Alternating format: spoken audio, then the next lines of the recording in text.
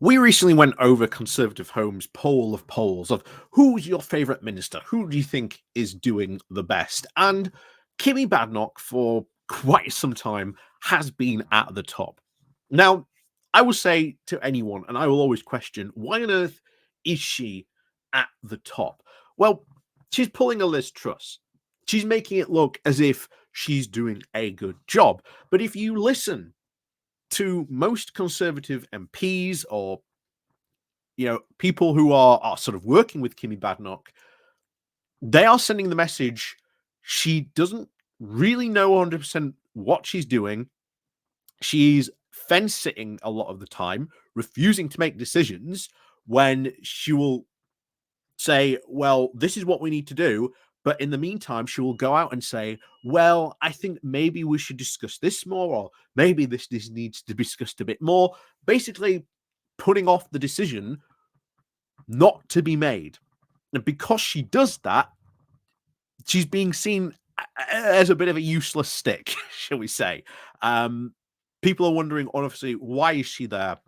What is she doing? She was very, very much one of the people who climbed the greasy pole, but has shown really no ability to lead or to get stuff done. Now, a lot of people will point to her Pacific Partnership deal as, oh, that's something that she's done. That wasn't her. That was all Liz Truss. Kemi Badenoch just came in right at the end, essentially, to sort of cut the ribbon, so to say, on the whole deal. That wasn't her that negotiated that deal. She was just happened to be there at the right time. And since then, as we said, she really hasn't done a lot, but she is, shall we say, saying and doing the right things to charm people into thinking that she is. And I think this is put no better than in today's Guardian, where you see Simon Jenkins saying, Kemi Badenoch should be the next leader of the Conservative Party. It probably wouldn't be the worst, probably wouldn't be the worst thing in the world for them. Oh, Simon, I disagree. I disagree 110% completely. And I'm going to go into why as we go through his article on this. Like I say, what you see now with Sunak, you would see with Kemi Badenoch. And there is a lot of stuff to even suggest she would never even win in that political race, because we can see at the moment the crazy delusion that the Conservative Party is in. When you've got Liz Truss, still filling the rafters with the roofs of the Conservative faithful coming to see her and about her political economic theories, then, well, the current Chancellor, Jeremy Hunt, it clearly dictates the way the Tory party is going to go. And even Kemi Badenoch, even though she flirts with these right-wing ideas, she fence sits, and she fence sits hard. And here's the thing: if you become the leader of the Conservative Party in the current state it is now, Kemi Badenoch will have to take sides. The right wing of the party ain't interested in having the debate, as Kemi Badenoch would like to say, or at least like to have, which is her get out clause for most of these conversations about this. But it ain't going to work. And very quickly, she would be in a very similar position to Rishi Sunak. Very similar position. And of course, I don't even think she would be able to win a leadership contest. That would be very clear. The right wing of the party despises her for what she did in saying that she won't be an arsonist because she could get rid of all these EU rules and regulations, and she wasn't going to do it. The right wing at the party very clearly said she will never be leader of the Conservative Party. But let's go into this delusion and this trickery that someone like Kemi Badenoch can pull to even convince someone like Simon Jenkins that, hey, Badenoch might be, quote, a good leader for the Conservative Party. No, I have said it before and I'll say it again. I think Liz Truss is planning a comeback. And if anything, if the rumors are true that she has like 60 MPs backing her new group, that's Rishi Sunak's majority gone. That's his majority gone. Trust me, Liz Truss is back on the menu. Very, very much so. But anyway, before we do go getting into this, please do remember to click on the like, share, and subscribe button. And of course, as always, thank you very much to all those people who do help and support the channel. Like I say, there's the Patreon page, there's the one off donation link called Buy Me Coffee, where you can, well, buy me coffee. There is the YouTube thank you button. And of course, there is the Pony Club down below as well. So let's crack on into this. So this comes to The Guardian, and this is Simon Jenkins' piece where he talks about Kemi Badenoch. Like I say, we're going to sort of basically challenge on what all of his assertions here, that she will become the next leader. No way. Not under this current Conservative Party. They have shown the direction of travel that they are going in. Kemi Badenoch would not stand a chance because currently, as we're about to even say here, she massively fence sits, and the right wing isn't interested in having a debate, which is, as we said, her normal get out clause. So, Kemi Badenoch as the next Tory leader, that would not be such a bad thing for the party. So, is the Tory party ready for Kemi Badenoch? If the present leader, Rishi Sunak, loses power next year, the Tories would be wise to pause.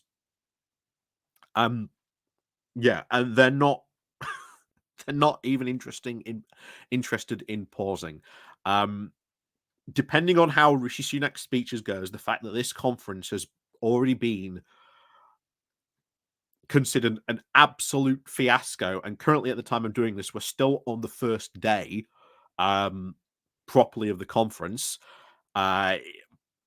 If they leave the conference and the more Conservative MPs come out of that conference and say Rishi Sunak should no longer be a leader, which, given the sheer disaster that this is, then, oh boy, it's all bets are off. I don't agree that Kemi Badenoch would not put her hat into the ring, but I don't think she would be able to actually win that contest. But we'll continue.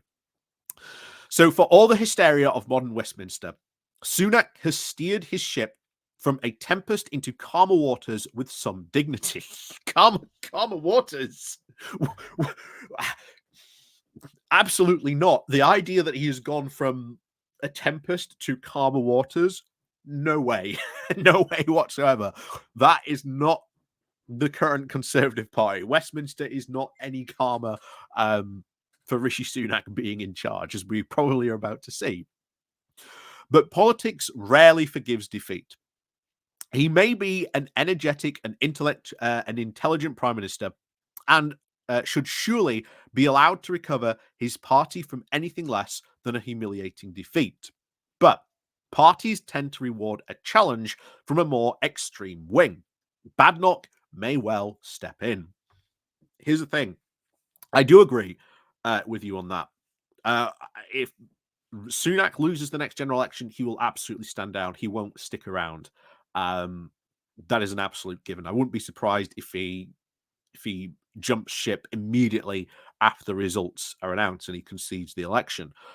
But the extreme wing of the party, oh no. That's Liz Truss and Suella Braverman. Like I say, in this contest of deluded fantasies, Badenoch does not stand a chance at all. So everything in her record suggests she is something of a rarity. Unlike her rivals, Priti Patel and Suella Braverman, I notice you're not saying Liz Truss, but there you go, Badenoch appears a tactical rather than a strident right winger. Hailing from the Brexit heartland of Essex, she's become practiced at championing an argument rather than a doctrinal conservatism. And there you have it. That is what she engages in. She engages in pure fence sitting. Oh, we've got to have the argument. No, no, no, no, no. Sooner or later, you have to come down on our side. You cannot just say, well, we need to have, the argument. And doctrinal conservatism is the order of the day of the current Conservative Party. That has been shown time and time again. Badenoch could not continue just to fence it and say, I am championing, quote, an argument. She wouldn't last at all. But anyway, continues. Then last week, she appeared to back Braverman's outright hostility to the European Court of Human Rights over migration. She argues merely that the convention needs updating. Okay, what are you going to update? This is what everyone said, even after Suella Braverman's speech, and what a lot of international observers laughed at her for. She said, "You've come here, said we need to update this convention, and then you've said nothing about what you want to update the convention with, other than you want to add a clear distinction between like discrimination and persecution, which would not fly at all, honestly. But there you go. Given the court increasingly strays into issues of national sovereignty, it was hardly radical to suggest that withdrawal needs to be on the table. Badenoch was clearly trying to take the lead from the veteran judge Lord Sumpton, who argued last week for the UK to withdraw from its now outdated institution and adopt a human rights law of its own. Which again, vastly worrying, because could we seriously trust the Conservative Party to do a good human rights law? Absolutely not. Not in a month of Sundays, literally. Again, even now that they're arguing this, that they're arguing for removal and get rid of it, but they're not talking about creating a new human rights law or whatever. They want to get rid of all this stuff because they want to engage in these crazy plans where they just get to remove any of the undesirables that might come to the UK, where we would normally, have to accept them and bring them into society and whatnot, and get them to become British and pay their taxes, being members of society. Oh no, we'll send them to Rwanda or wherever. As we've said before, this hard right tact of just going harder and harder and harder on the right-wing version of immigration just continues to prove it is not working. This hostile environment that started under Theresa May and has just only just gone, double down again, double down again, double down again. This is where we've got to. The idea that we've got to leave, the European Court of Human Rights, and the Convention of Human Rights needs updating. No one else is saying that, bar Suella Braverman, because she can't do her own job and is asking other people to do her job for her. Again, when it comes to this issue of this, she would not be able to withstand it at all. But he continues. So Badenoch has chosen her public cases with care. Not many in her party objected when, as Equalities Minister, she criticised the polarisation of the LGBTQ plus charities. And again, she did that very quietly. She did that very quietly and sat on the fence about it. Like I say, there were a lot of people who were not very happy that she made those comments, but there you go. She obviously has had to defend Sunak's backsliding on the climate crisis, notably his lurch in favour of drivers, but did so with some deftness, as she argues that bankrupting the British economy to reach net zero, which, if achieved, would only have a minuscule impact on global heating. Um, it's not just that it would have a minuscule impact on global heating, it would have, obviously, somewhat of an impact on global heating, but you would not bankrupt the British economy. You would turn the British economy into a really good green economy. And that is the direction every other country is going. We are seeing America go that way. We're seeing Europe go that way. And the fact that we were in that race initially, and now we've just gone and suddenly stopped running. Meanwhile, what's going to happen? America, Europe sprint ahead, and we were going to be left behind. The further behind we fall, the worse it's going to be, the more we are going to have to do to try and catch up. And then we lose tons of opportunities because all countries have beaten us to the finish line. And in some cases, in situations like this, where you are running this economic race, if you do not get to the finish line first, or, you know, come in maybe joint first, etc., it leaves a lot of damage, permanent damage to the economy. But anyway, we talked enough about that on other times. But anyway, she continues. So I'm just going to come back. So obviously, it would be an example of virtue signaling, which again, it is true. She definitely virtue signals a lot. The same goes, she says, for not mining British oil and gas, yet consuming other people's. She must be right that the crippling cost of climate change policies should be publicly argued if they are to be obeyed. Here's the thing. That is fence sitting. If you were going to say, oh, well, you've got to have the argument. Meanwhile, what happens? You do nothing. This is the argument for doing nothing. That is what she's doing. Well, we can have the argument. Meanwhile, we'll do nothing. Meanwhile, Europe, America will race ahead. But he continues. Badenoch obviously opposes further cuts in corporation tax and is a skeptic on HS2. Even her approach to Brexit has become more nuanced, given that as a Minister for Trade, she has been on the front line. And some of the stuff we've been hearing about this, the fact that she's had to admit the reality that her own once hardline stance on Brexit cannot be done because it would hurt the economy, she has now come to a point where she has had to compromise. And she is now being seen as he was about to say, a pragmatic Brexiteer. But she's not. She still wants to do all that, but wants to find a way to do it that won't cripple the economy. So Badenoch ultimately, I think, will come up with her own crazy Brexit plans if she becomes leader. That, once again, won't work. But she's being cast by a lot of people as, oh, she's a pragmatic Brexiteer. Well, you know what that pragmatism got her?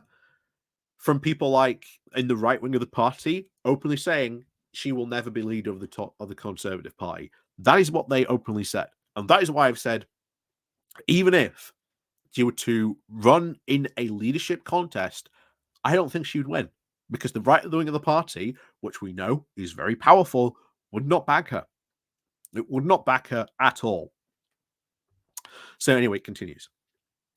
But having defined herself as a pragmatic Brexiteer, she may yet have to decide whether she is also a pragmatic returner, at least to some aspects of the single market. Keir Starmer has already committed to renegotiating the EU agreement if Labour is in power. She ain't going to do that. She ain't going to do that at all. She is not going to go that far. It's pure and simple. But he continues. So last year, the fanatics of the European Research Group were enraged at Badenoch's attempt on the retained EU law bill. She held her ground, saying it would be crazy to just abandon 4,000 EU regulations enshrined in British statutes, and that they should be repealed, as well as when ministers considered them appropriate, and stuck with just revoking 600. And that was the compromise that she made. Well, look, I'm doing something. I'm getting rid of all these quote 600 EU laws, but most of those 600 EU laws don't really apply to the UK now that we're out of the EU. It was that went down very badly. That went down very badly with that Brexit wing of the party. They are still not happy with her.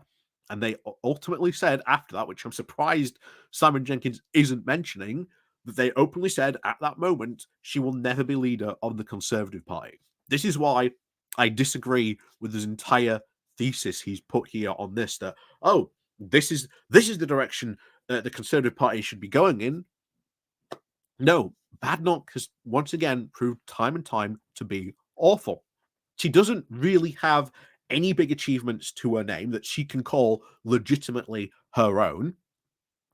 She has not really proved that she is good in a big ministerial post yet. She has not proved that she would be a good leader. She has time and time again proved that under pressure, not only in the House, in committees, and in interviews, that she can't handle potentially the pressure that would come upon her if she were to be the Prime Minister. Because we've seen what has happened, that she has snapped back.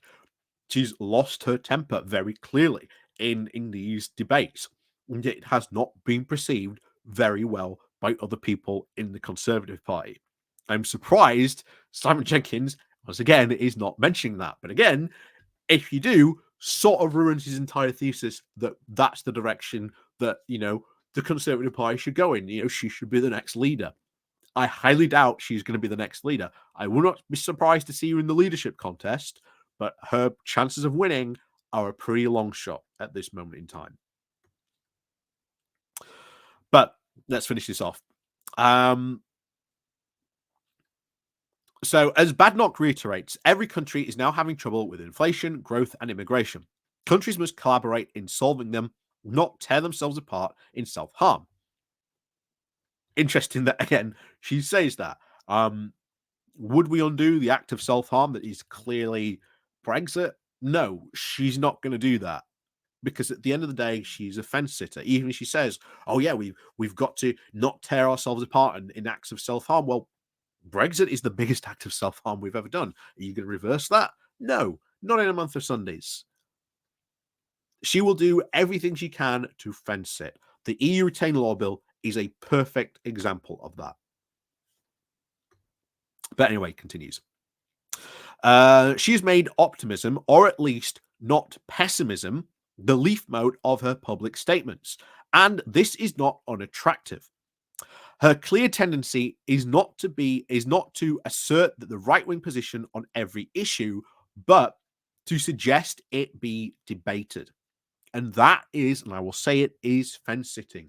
You cannot just say, "Oh, we need to debate it. Oh, we need to debate it. We need to debate it." Because the right wing of their party has already decided on these issues and which way they want to go. So if Badenoch was the leader, she would be in the exact same position we've seen just in the past couple of days as Rishi Sunak. Your fence sitting would not go down well at all. But anyway, let's finish this off. So she's a trained engineer and a trained lawyer. One would hope that she would at least recognize what works. Absolutely not. She's too much of a fence sitter. She's not a leader because a leader would have to make decisions.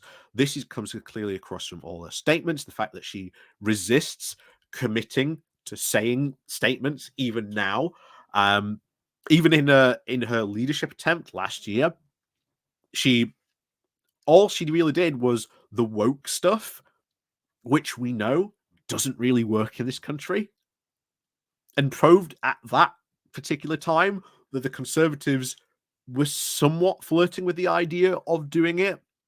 But as we went on to see with people like Lee Anderson and etc., that has proved now that it does not work, that it is not a winnable strategy, that you cannot engage in these culture war arguments because it has not translated from America to the UK at all.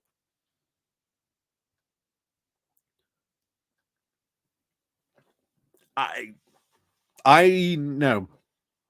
I don't see how Simon Jenkins comes up with the idea that Kemi Badenoch would be the next natural leader of the Conservative Party, because I will tell you now, it will probably be Suella Braverman, you've got Priti Patel, and you've got Liz Truss. Do not underestimate the fact, and I keep on saying this, do not underestimate the fact that Liz Truss will probably attempt to make a comeback. And with the fact that she now has supposedly 60 MPs backing her in this attempt, she is more likely to be the next leader of the Conservative Party than I think a lot of people give credit. That's really worrying because she is, and everything she's said in all her speeches indicates she is planning some sort of comeback. Whether it be a return to force Rishi Sunak to put her back in a cabinet position, or whether it is a genuine attempt at a coup to get rid of Rishi Sunak and put herself back in the top spot. So we'll see what happens, but it all depends on Sunak's speech. All depends on Sunak's speech. And I'll tell you now, I've said it before, he's got to give a performance of a lifetime. History says and history shows he has not performed to that level ever. Sunak is going to crash and burn, and then if the Conservatives leave the conference and go, Sunak should not be leader, well, his time's up. Do we see a leadership challenge? Do we see the budget almost used as a vote of confidence in Rishi Sunak? It's possible. It's possible, but we'll see what happens. Trust me, we could be entering in to yet another very crazy period, all brought to us once again by the Conservative Party and their own internal chaos. So, as always, we'll see you all next time.